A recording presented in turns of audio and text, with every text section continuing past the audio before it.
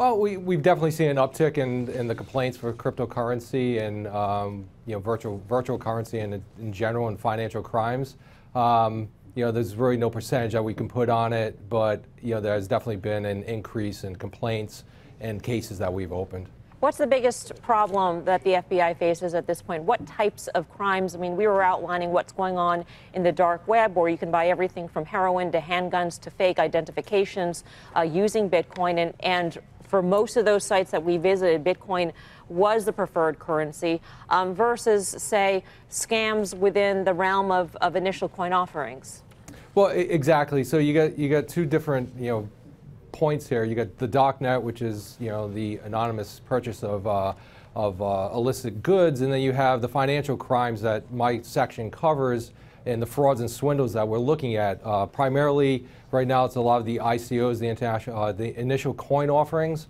Also, what we're looking at is a lot of investment fraud schemes, the typical Ponzi scheme. A lot of people are just, since the emergence of cryptocurrency, 8-9 years ago, and then with the spotlight being put on it approximately like December or so when Bitcoin hit 20,000, that was a big catalyst for us to start seeing fraudsters really get into this activity of how they can take advantage of retail investors in all these these security type schemes. We work with the SEC, CFTC, our partners and other federal law enforcement as well to identify and convict these criminals.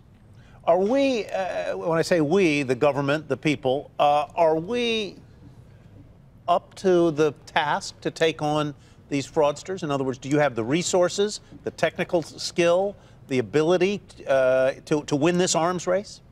I wouldn't determine it as an arms race. It's just, this is just another trend or a technique that criminals are using. It's just like the emergence of the computer, 15, 20 years ago. We were, not everyone was computer savvy. We've used our resources and our training. It's what we've been doing for 110 years in the FBI. Adapt and overcome, and we'll adapt and overcome and learn what cryptocurrency is. That's what we've been doing. We've been training our workforce so that they can identify. We've been training with our international partners, as well the Five Eyes, to learn what's going on in cryptocurrency. So this is just another medium of exchange, and we're going to see where it goes. But for right now, we're training our workforce because we need, years ago it was during a search of a person or a property that we can legally search, the thumb drives were embedded into every little keychain that you might have.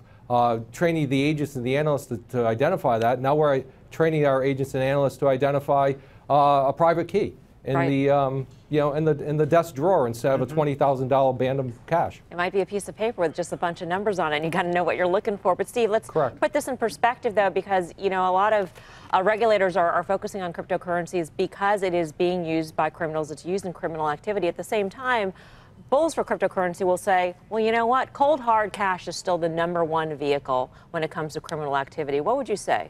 Correct. I would classify that as correct. The cold hard cash is still king. At the end of the day, anytime you use a cryptocurrency, you have to take it out in the fiat currency.